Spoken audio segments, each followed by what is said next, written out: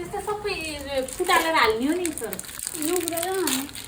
एउटा यसो गरौँ न यहाँको अब एउटा छ नि एउटा यहाँ छ के बिस्कुट टन्नै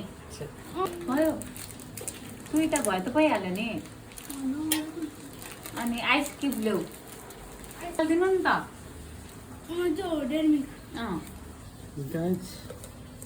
यहाँ छोराले के हो त ओरियो सेक बनाउने भनेछन् ओरियो हाल्यो दुईटा त्यसपछि आइस क्युब हाल्नेछ आइस क्युब तल झारे झरेको तर त निकालौँ न आइस क्युब पऱ्यो यसमा अब दुध हाल्ने रे गिलासले नापेर हाल्ने हो दुध यो तर पनि झिकेर तर छिकेर जम्मा गरेर घिउ बनाइन्छ है गाइज तर फाल्नु भएन गाइज थोरै हुन्छ क्या अब एक अलिअलि अब हाल्दै दुध तर भयो के दुध थोरै छ गाइज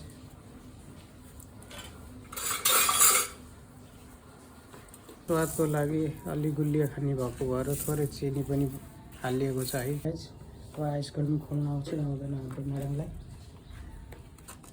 कहिले खोलिखेन गाइज यो उसमा हाल्ने हो नि छोरा आइसक्रिम कति गिलासमा हालेर खाने के है स्वादको लागि मिठोको लागि चाहिँ आइसक्रिम हालिएको छ ल त्यहाँबाट गाइज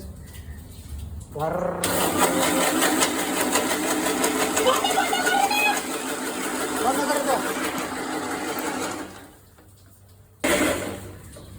ल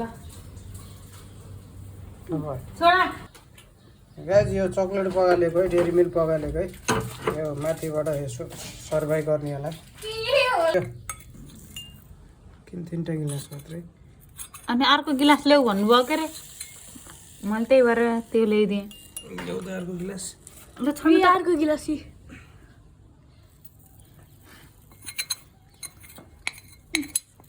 यहाँ बनाउने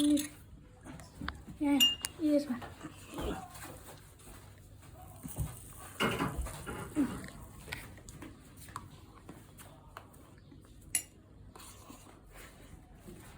ल जुस खै भयो छोरो भयो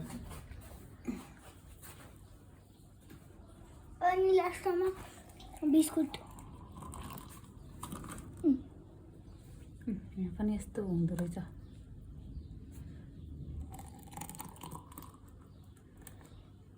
कसले अरे गिलास पुगेन भनेको मैले हाल्छु कि एउटा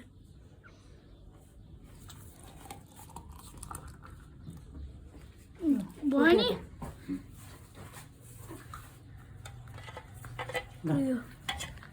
ओरियो मिचेर भुटेर पारिदिन्छ अनि भइहाल्यो ल भयो भयो कि नहाला छोडिदेऊ छोरो छोडिदेऊ त अति नगर त अब यही पनि बिग्रिन्छ ल अनि यसको माथि कति आइसक्रिम हालेको माथि माथि हालौँ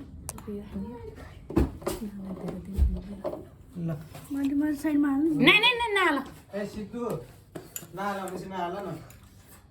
ल खाऊ माथिबाट बिस्कुट पर्दैन